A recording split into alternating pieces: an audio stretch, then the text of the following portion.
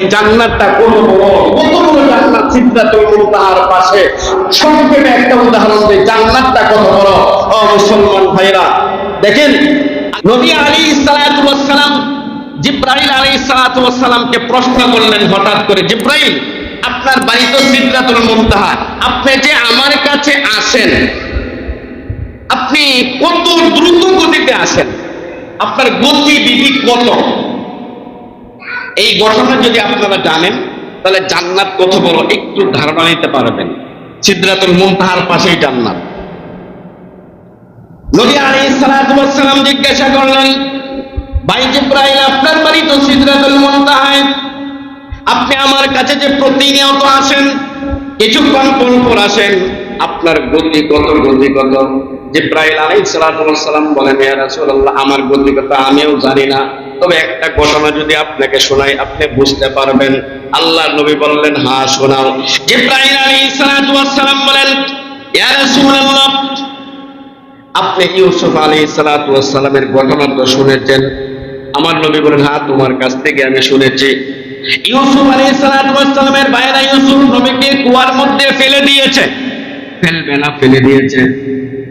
বলেন ফেলে দিয়েছে, ছেড়ে দিয়েছে, নিচে পড়ে যাবে।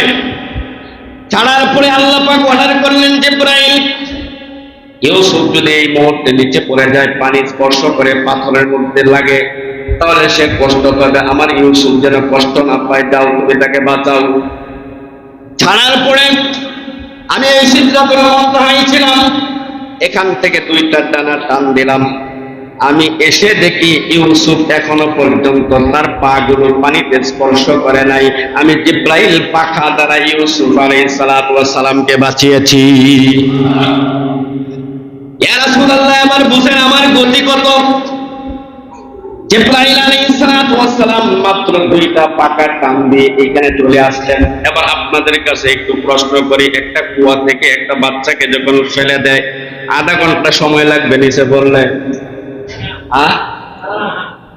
ছেড়ে দিয়েছে, আল্লাহ অর্ডার দিয়েছে, চলে আসছে, ইউসুফ নবীকে বাঁচিয়েছে। আবার পাকা কয়টা টান দিয়েছে? আবার নবীকে জিবরাইল আমিন বলেন, ইয়া রাসূলুল্লাহ দুইটা পাকা টান দিয়ে তাকে আমি বাঁচিয়েছিলাম। এইরকম পাকা আল্লাহ পাক রব্বুল আলামিন আমাকে 600 দান করছে।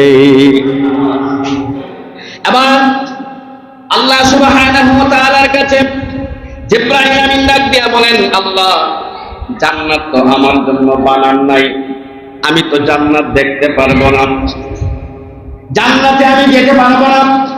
একটা কথা মনে রাখবেন, যত ফেরেশতা আছে তাদের জন্য কিন্তু জান্নাত আর জাহান্নাম না, তারা এইরকম এমনি এমনি করে বেনেস্ট হয়ে যাবে, ধ্বংস হয়ে যাবে। জিবরাইল আমিন বললেন, ইয়া রাসূলুল্লাহ জান্নাত তো আমার জন্য না, জান্নাত তাহলে কাদের জন্য? আমার আল্লাহ বলেন, উইদ্দাত লিল মুত্তাকিন, যারা মুত্তাকি পরহেজগার তাদের জন্য আল্লাহর জান্নাত। আল্লাযীনা ইয়ারিসুনাল ফিরদাউস হুম ফিহা খালিদুন, এই ফিরদাউসের মালিক আপনাকে আমাকে আল্লাহ বানিয়ে দিবেন, যেই মালিকত্ব কোনদিন আমার কাছ থেকে যাবে না। জিবরাইল আমিন বললেন, জান্নাতটা কত বড় আমি দেখতে চাই। আল্লাহ বলেন, তুমি দেখতে পারবে না। সংক্ষেপ কথা হচ্ছে, জিবরাইল আলাইহিস সালাতু ওয়াস সালাম জান্নাতটা দেখার জন্য ভিতরে ঢুকলেন, 600 দানা টান দিলেন। কোন কোন বর্ণনায় আসছে 70 বছর, আরেক বর্ণনায় আসছে 70,000 বছর। জিবরাইল আমিন অক্লান্ত পরিশ্রান্ত করে টান দিতে আরম্ভ করলেন, রেস্ট দিলেন না।